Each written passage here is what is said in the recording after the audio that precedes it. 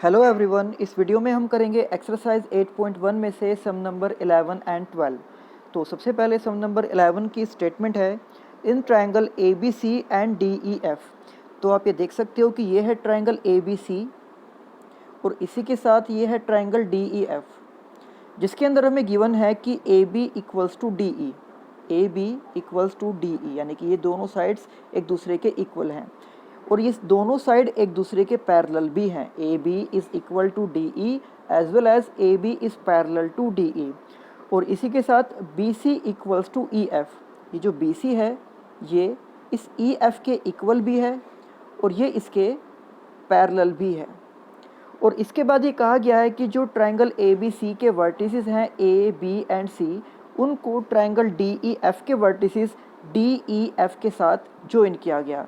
ये आप देख सकते हो कि ए को ज्वाइन किया गया है डी के साथ, बी को ज्वाइन किया गया है ई के साथ और सी को ज्वाइन किया गया है एफ के साथ। और इसके बाद हमें यहाँ पर टोटल 6 पार्ट्स को प्रूफ करके दिखाना है, जिनमें से फर्स्ट पार्ट के अंदर हमें प्रूफ करना है कि A B D is a parallelogram.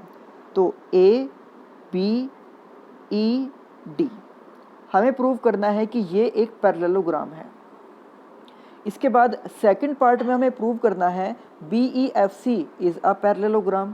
तो बी ई एफ सी यानी कि ये वाला जो क्वाड्रिलेटरल है, हमें इसको भी एक पैरेललोग्राम प्रूव करना है। फिर थर्ड पार्ट में हमें प्रूव करके दिखाना है कि A D is parallel to C F, A D को इस सी एफ के पैरेलल भी प्रूव करना है और इसके इक्वल भी प्रूव करना है। और फिर फोर्थ पार्ट में हमें प्रूव करके दिखाना है कि ए सी एफ डी, ए सी एफ डी, कि ये वाला जो क्वाड्रिलेटरल है ये भी एक पैरेललोग्राम है। और उसके बाद फिफ्थ पार्ट में हम प्रूव करेंगे ए सी इक्वल्स टू डी एफ।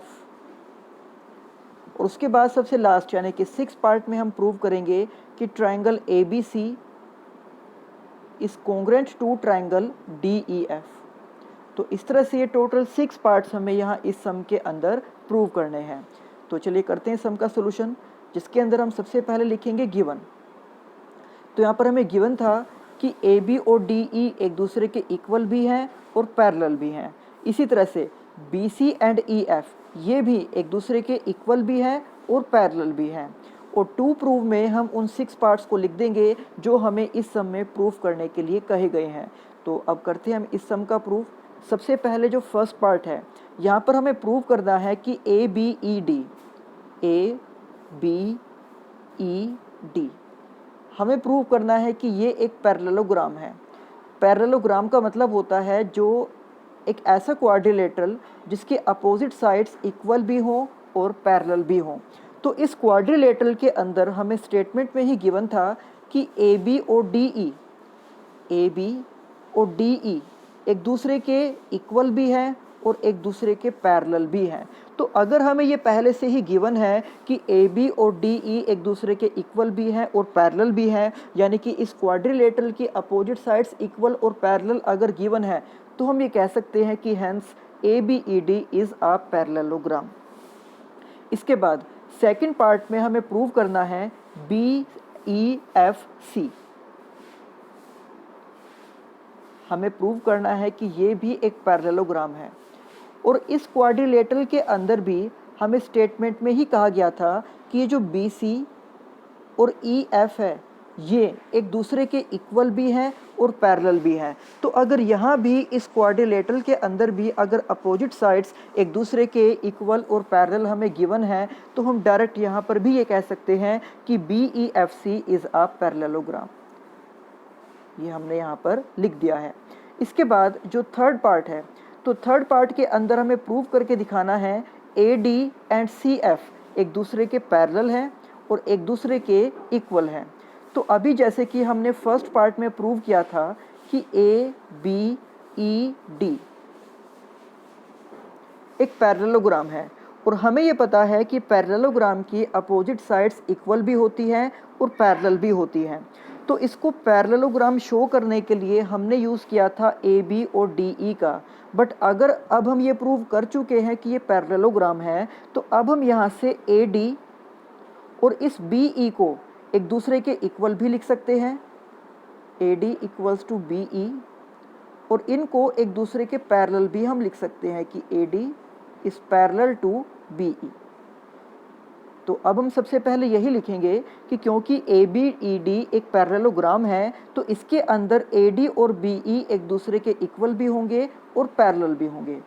आप ये देखिए कि यहाँ थर्ड पार्ट में हमने लिखा है कि ABED इज़ अ पैरेललोग्राम, इसलिए AD और BE एक दूसरे के इक्वल हैं और पैरेलल हैं, और इसको हमने नाम दे दिया है इक्वेशन नंबर 1। इसी तरह से हमने यहाँ सेकंड पार्ट में प्रूव किया था कि BEFC एक पैरेललोग्राम हमने यहाँ सेकंड पार्ट में प्रूव किया था, तो इसकी भी अपोजिट साइड्स को हम इक्वल और पैरेलल कह सकते हैं। तो इसको पैरेललोग्राम प्रूव करने के लिए हमने BE और EF को यूज़ किया था, यानी कि अब हम ये कह सकते हैं कि जो BE और CF हैं, BE और CF ये एक दूसरे के इक्वल भी हैं और ये एक दूसरे के पैरेलल भी हैं। तो आगे हम थर्ड पार्ट में लिखेंगे कि BEFC इज़ अ पैरेललोग्राम, इसलिए BE एंड CF एक दूसरे के इक्वल भी हैं और पैरेलल भी हैं, और इसको हम नाम देंगे इक्वेशन नंबर 2। अब अगर हम इन दोनों इक्वेशन की राइट हैंड साइड को देखें तो यहाँ पर भी BE है और यहाँ पर भी BE है। दैट मीन्स AD जो है वो भी BE के इक्वल है एंड CF भी BE के ही इक्वल है। और अगर किसी दो इक्वेशन की राइट हैंड साइड सेम होती है तो हम उसकी लेफ्ट हैंड साइड को भी एक दूसरे के इक्वल में लिख सकते हैं। इसलिए हम यहाँ पर लिखेंगे कि from equation 1 and 2 AD equals to CF, और इसी तरह से यहाँ इस साइड में भी यहाँ पर हमें गिवन है BE, तो इसका मतलब ये है कि जो AD और CF हैं ये भी एक दूसरे के पैरेलल हो जाएंगे। और थर्ड पार्ट में हमें यही प्रूव करना था कि AD and CF are equals to each other and are parallel to each other. इसके बाद फोर्थ पार्ट में हमें प्रूव करना है, आप यहाँ पर देख सकते हो टू प्रूव में, कि फोर्थ पार्ट में हमें प्रूव करना है ACDF is a parallelogram. ACFD, यहाँ पर आपको लिखना है ACFD। हमें प्रूव करना है कि ये एक पैरेललोग्राम है, और अभी हमने थर्ड पार्ट में ये प्रूव किया है कि जो AD और CF हैं वो एक दूसरे के इक्वल भी हैं और वो एक दूसरे के पैरेलल भी हैं। तो अगर थर्ड पार्ट में हम इन दो साइड्स को इक्वल और पैरेलल प्रूव कर चुके हैं तो फोर्थ पार्ट में हम डायरेक्ट ही ये कह सकते हैं कि ACDF एक पैरेललोग्राम है। हम यहाँ पर लिखेंगे इन फोर्थ पार्ट कि in ACFD AD equals to CF, AD is parallel to CF। ये अभी हमने थर्ड पार्ट में प्रूव किया था, तो इसका मतलब है कि ये एक पैरेललोग्राम हो जाएगा। अब इसके बाद जो फिफ्थ पार्ट है वहाँ पर हमें प्रूव करके दिखाना है कि AC और DF एक दूसरे के इक्वल हैं। अब जैसे कि अभी हमने फोर्थ पार्ट में प्रूव किया है कि ACFD एक पैरेललोग्राम है, तो इसका मतलब है कि इसकी भी जो अपोजिट साइड्स हैं वो एक दूसरे के पैरेलल भी होंगी और वो एक दूसरे के इक्वल भी होंगी। तो हम यहाँ से लिख सकते हैं कि जो AC और DF हैं वो एक दूसरे के इक्वल हैं, और यही हमें फिफ्थ पार्ट के अंदर प्रूव करना है। तो इसलिए अब हम यहाँ पर फिफ्थ पार्ट में डायरेक्ट ये लिख सकते हैं AC इक्वल्स टू DF, क्योंकि ये पैरेललोग्राम की अपोजिट साइड्स हैं। और इसी सम के सिक्स पार्ट के अंदर हमें प्रूव करना है कि triangle ABC and triangle DEF दोनों एक दूसरे के कॉन्ग्रुएंट होने चाहिए। तो जैसे कि हमें स्टेटमेंट में गिवन था AB इक्वल्स टू DE और BC इक्वल्स टू EF, ये दोनों साइड्स हमें स्टेटमेंट में गिवन थी कि इक्वल है। और अभी हमने फिफ्थ पार्ट में ये प्रूव कर दिया कि AC और DF एक दूसरे के इक्वल हैं। तो इस तरह से इन दोनों ट्रायंगल की जो तीनों साइड्स हैं वो एक दूसरे के इक्वल हैं। दो हमें गिवन थी और एक हमने खुद प्रूव की है, तो इसलिए SSS का यूज़ करते हुए हम इन दोनों ट्रायंगल को कॉन्ग्रुएंट प्रूव कर सकते हैं। हम यहाँ पर लिखेंगे कि in triangle ABC and triangle DEF, AB equals to DE and BC equals to EF, ये हमें स्टेटमेंट में गिवन थे। और फिफ्थ पार्ट में जो हमने प्रूव किया है AC इक्वल्स टू DF, ये हम यहाँ पर लिख देंगे और इसका रीजन हो जाएगा प्रूव्ड अबव। तो इस तरह से यहाँ पर साइड साइड साइड रूल का यूज़ करके हमने ये प्रूव कर दिया है कि triangle ABC and triangle DEF दोनों ही एक दूसरे के कॉन्ग्रुएंट हैं। अब इसके बाद सम नंबर 12, तो आप देख सकते हो कि सम नंबर 12 की स्टेटमेंट है ABCD इज़ अ ट्रेपेजियम। तो आप यहाँ पर डायग्राम में देखिए ABCD ये एक ट्रेपेजियम है। और चैप्टर 8 के इंट्रोडक्शन वाली वीडियो में मैंने आपको बताया था कि ट्रापेजियम एक ऐसा क्वाड्रिलेटरल होता है जिसके अंदर दो साइड्स पैरेलल होती हैं और दो साइड्स नॉन पैरेलल होती हैं। यहाँ पर जो AB और CD है, AB और CD ये एक दूसरे के पैरेलल हैं, और जो AD और BC है ये एक दूसरे के पैरेलल नहीं है, क्योंकि अगर हम इनको ऊपर की ओर प्रोड्यूस करेंगे तो ये एक दूसरे को इंटरसेक्ट कर जाएंगी। लेकिन इनके बारे में ये कहा गया है कि जो AD और BC है ये पैरेलल तो नहीं है, बट ये एक दूसरे के इक्वल हैं। तो हमें यहाँ पर प्रूव करना है इसके फर्स्ट पार्ट में कि angle A equals to angle B, second part में प्रूव करना है angle C equals to angle D, और इसके थर्ड पार्ट में हमें प्रूव करना है ट्रायंगल ABC। तो ट्रायंगल ABC बनाने के लिए हमें इसके डायगोनल को ड्रॉ करना होगा। एक हो जाएगा AC और एक हो जाएगा BD। तो इसके बाद जो यहाँ पर एक ट्रायंगल बना है ABC,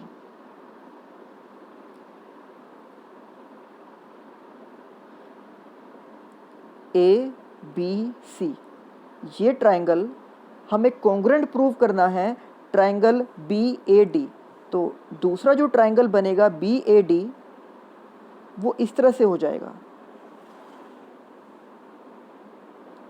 यानी कि इन दोनों ट्रायंगल को हमें एक दूसरे के कॉन्ग्रुएंट प्रूव करना है, एक ये वाला ट्रायंगल और एक ये वाला ट्रायंगल।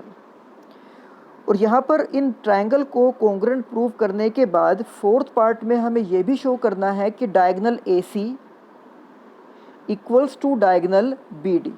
और यहाँ पर हमें एक हिंट दिया गया है एक्सटेंड AB, यानी कि AB को हमें आगे की ओर प्रोड्यूस करना है। ये आप देख सकते हो कि यहाँ पर डायग्राम में AB को आगे की ओर प्रोड्यूस किया गया। उसके बाद कहा गया कि draw a line through C, कि C से एक लाइन ड्रॉ करनी है which is parallel to DA। तो यहाँ से जो ये लाइन ड्रॉ की जा रही है ये इस AD के पैरेलल है, और ये उस AB प्रोड्यूस को इंटरसेक्ट करती है पॉइंट E पर। तो अब हम इस सम को प्रूफ करेंगे, जिसके लिए हम सबसे पहले लिखेंगे यहाँ पर गिवन। तो हमें स्टेटमेंट में गिवन था ABCD एक ट्रेपेजियम है जिसके अंदर AB और CD तो एक दूसरे के पैरेलल हैं और AD एंड BC ये एक दूसरे के इक्वल हैं। उसके बाद जो चार पार्ट्स हमें यहाँ पर प्रूव करने हैं वो हमने यहाँ पर लिख दिए हैं। और हमें यहाँ पर कहा गया था कि जो C से एक लाइन ड्रॉ करनी है वो इस AD के पैरेलल होनी चाहिए, जो इस AB प्रोड्यूस को पॉइंट E पर इंटरसेक्ट करती है। तो अब हम यहाँ पर सबसे पहले लिखेंगे, जैसे कि हमें स्टेटमेंट में गिवन था कि AB और CD एक दूसरे के पैरेलल हैं, ये हमें स्टेटमेंट में गिवन था। तो अगर AB और CD एक दूसरे के पैरेलल हैं और जब AB को प्रोड्यूस किया गया था AE तक, तो इस तरह से अब ये जो कंप्लीट लाइन बनेगी AE ये भी इस CD के पैरेलल ही हो जाएगी। यानी कि हम यहाँ पर ये कह सकते हैं कि AE is parallel to CD। आपको यहाँ पर लिखना है CD। और इसके बाद जो CE है, यानी कि ये वाली लाइन ये पैरेलल है इस AD के। ये हमें कंस्ट्रक्शन में ही कहा गया था कि CE को AD के पैरेलल ड्रॉ करना है, तो हमने यहाँ पर लिख दिया है कि CE is parallel to AD। तो इस तरह से अगर इस क्वाड्रिलेटरल में अपोजिट साइड्स एक दूसरे के पैरेलल हैं, दैट मीन्स हम ये कह सकते हैं कि जो कंप्लीट क्वाड्रिलेटरल है ADCE ये एक पैरेललोग्राम है। ADCE हमने प्रूव कर दिया है कि इसके अपोजिट साइड्स पैरेलल हैं। AE पैरेलल है CD के एंड CE ये पैरेलल है इस AD के। तो इस तरह से ये जो क्वाड्रिलेटरल है ये एक पैरेललोग्राम है, ये हमने यहाँ पर लिख दिया है। और क्योंकि पैरेललोग्राम की अपोजिट साइड्स एक दूसरे के इक्वल होती हैं तो हम यहाँ पर इस AD को इस CE के इक्वल दिखा सकते हैं। हमने यहाँ पर लिख दिया है AD इक्वल्स टू CE। इसका रीज़न ये है क्योंकि ये क्वाड्रिलेटरल एक पैरेललोग्राम है और पैरेललोग्राम की अपोजिट साइड्स इक्वल होती हैं। दैट्स वाई हम ये कह सकते हैं कि AD इक्वल्स टू CE। तो अभी हमने प्रूव किया है कि जो AD है वो इस CE के पैरेलल है और हमें ये स्टेटमेंट में गिवन था कि जो AD है वो इस BC के इक्वल है। तो इस तरह से ये जो BC है ये भी इस CE के इक्वल हो जाएगी।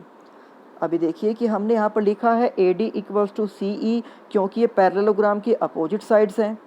AD और BC ये हमें स्टेटमेंट में ही गिवन था कि ये दोनों एक दूसरे के इक्वल हैं। तो यानी कि हम यहाँ पर आप ये देखिए कि इन दोनों ही इक्वेशन में लेफ्ट हैंड साइड सेम है AD एंड AD, तो हम इनकी राइट हैंड साइड को एक दूसरे के इक्वल लिख सकते हैं। यानी कि हम यहाँ पर BC को CE के इक्वल लिख सकते हैं। आप यहाँ पर डायग्राम में देखिए कि जो BC है ये इस CE के इक्वल है और यहाँ पर जो एंगल बने हैं उनको हमने अपनी तरफ से नाम दिए हैं कि 1, 2, 3, 4, 5 and 6।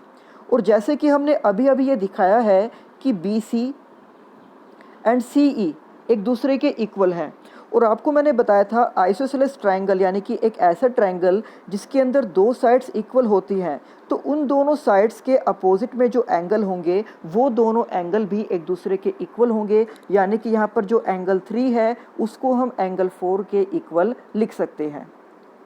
Angle 3 equals to angle 4 और इसका रीज़न ये हो जाएगा opposite angles of equal sides. अब यहाँ पर अभी जैसे कि हमने प्रूव किया था कि ADCE एक पैरेललोग्राम है और पैरेललोग्राम की प्रॉपर्टी ये होती है कि उसके एडजेसेंट एंगल का सम 180 डिग्री के इक्वल होता है। यानी कि इन दोनों एंगल का सम 180 होगा, या फिर हम कह सकते हैं कि इन दोनों एंगल का सम 180 होगा, या फिर हम कह सकते हैं कि इन दोनों एंगल का सम 180 होगा, या हम कह सकते हैं कि इन दोनों एंगल का सम भी 180 होगा।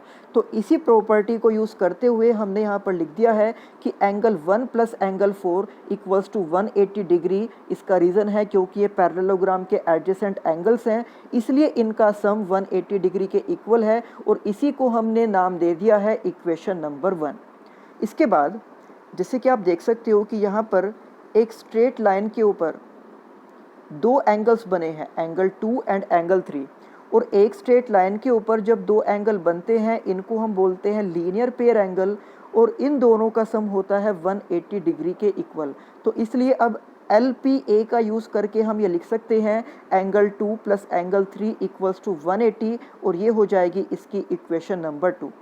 तो अब इन दोनों ही इक्वेशन में राइट हैंड साइड सेम है, 180 है वहाँ पर, तो इसलिए हम इनकी लेफ्ट हैंड साइड को एक दूसरे के इक्वल लिख सकते हैं। यानी कि हम 1 + 4 को 2 + 3 के इक्वल में लिख सकते हैं।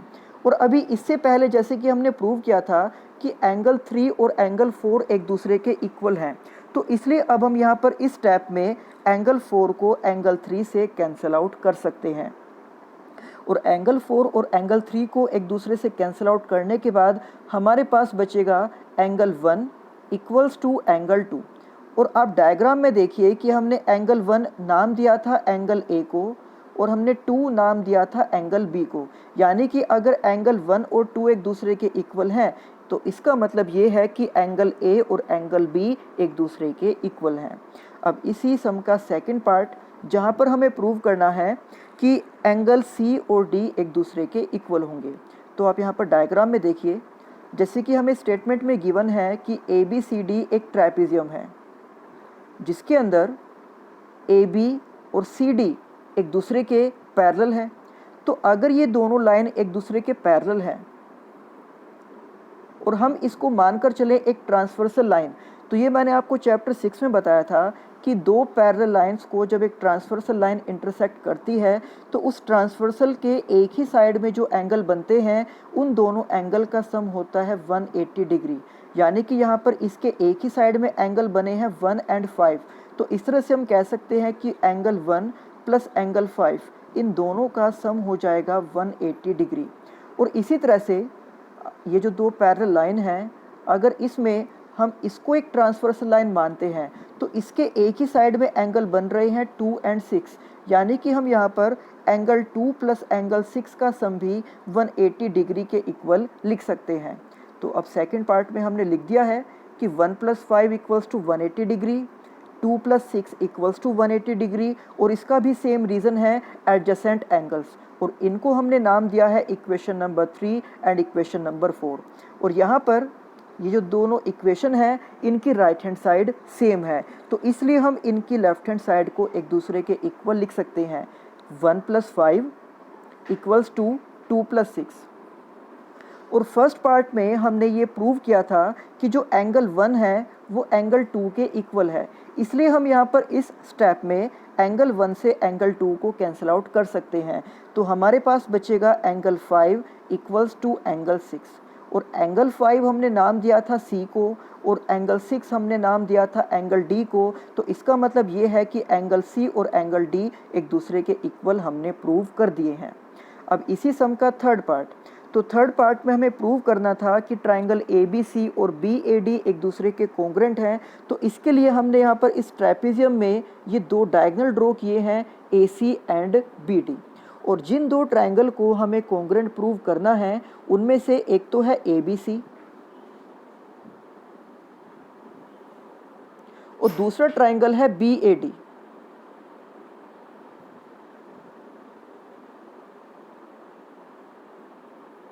और इन दोनों ट्राइंगल को कोंग्रेंट प्रूव करने के लिए हम सबसे पहले लिखेंगे कि BC इक्वल्स टू AD। ये BC और ये AD, ये हमें स्टेटमेंट में ही गिवन था कि ये दोनों एक दूसरे के इक्वल हैं, और हम ये क्लियरली देख सकते हैं कि दोनों ही ट्राइंगल में जो AB है वो एक कॉमन साइड है, तो इसलिए AB equals to AB which is common in both triangle.